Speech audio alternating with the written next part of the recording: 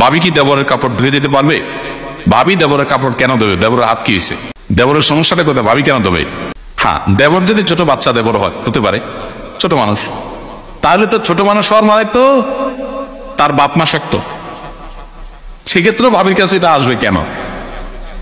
আসতে পারে ভাবি তার ছোট দেবরকে তার কাজ করে দিল, মানে শ্বশুর কাজ আগায় দিল, আলহামদুলিল্লাহ, এটা প্রশংসনীয়, এটা করলে তিনি সব পাবেন।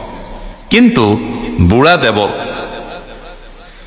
বলতে আমি বৃদ্ধ বলতেছি না, মানে প্রাপ্তবয়স্ক বা বড় হয়ে গেছে, প্রাপ্তবয়স্ক যদি না, এই দেবরের 12, 14, 16, 18 বছর বয়সের ছেলে তো নিজেটা নিজে করতে পারে, তো এটা ভাবি কেন দেবে?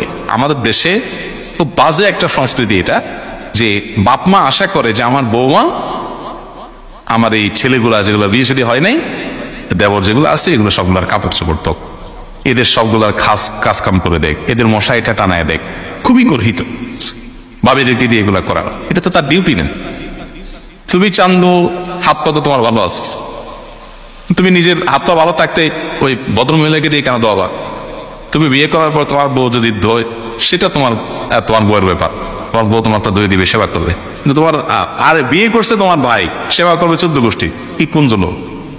বিয়ে করছে একজন, কাপড় ধোয়াবে সবার। এটা বাংলাদেশে এই অত্যাচার অবিচারটা আছে, এটা হওয়া উচিত না। মেয়েদের মধ্যে অবিচার, এটা শুধু অবিচার না, এখান থেকে ফিতনার দুয়ার উন্মুক্ত হয়, ফিতনার দুয়ার। হ্যাঁ, যদি ফিতনার কোনো আশঙ্কা না থাকে, আর ভাবি রেডি করে দেব অসুস্থ বা বিজি বা নিজে থেকে করেন তিনি, এবং ফিতনার কোনো আশঙ্কা না থাকে, তাহলে তো ভিন্ন কথা, সেটা নাজায়েজ হবে না। কিন্তু এটা চাপিয়ে দেওয়া হলে সেটা অবশ্যই কি হবে? জুলুম হবে। মসজিদে কোরআন শরীফ থাকা সত্ত্বেও মোবাইলে কোরআন পড়া যাবে কিনা?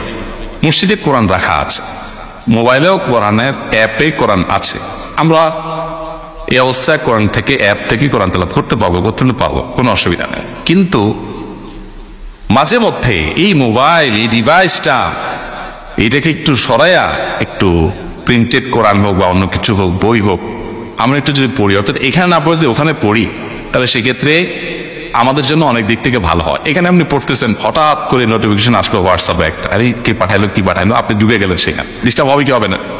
তো এই জন্য আমাদের নিজেদের সুবিধার জন্য মাঝে মধ্যে, আজকাল তো অনেকে আছি আমরা ওই মানে নুন কোরআন কবে যে ছুঁয়ে দেখছি আমরা জানিও না, যদিও এখানকার কোরআনের কোরআন সেখানকার কোরআনের কোরআন, কিন্তু এই কোরআন পড়তে গেলে তো আমার তেলাওয়াতের মধ্যে বিঘ্ন সৃষ্টি হতে পারে, কিন্তু সেখানে তো সে আশঙ্কাটা নাই। এই জন্য কিছু সময় হলেও আমরা এই মোবাইল টোবাইল বাদ দিয়া সরাসরি কোরআন, প্রিন্টেড কোরআন আমাদের পড়া উচিত, সেটা আমাদের প্রয়োজনে। মুহররম মাসের সবচেয়ে দামি আমল কোনটি? মুহররম মাসের সবচেয়ে দামি আমল, মুহররম মাসের একমাত্র রুটিন আমল হলো বেশি বেশি নফল রোজা রাখা, মানে বিশেষ আমল এই মাস উপলক্ষে। অতএব নফল রোজা বিশেষ করে রাখবেন, যে যতটুকু পান, এটাই মাসের আমল।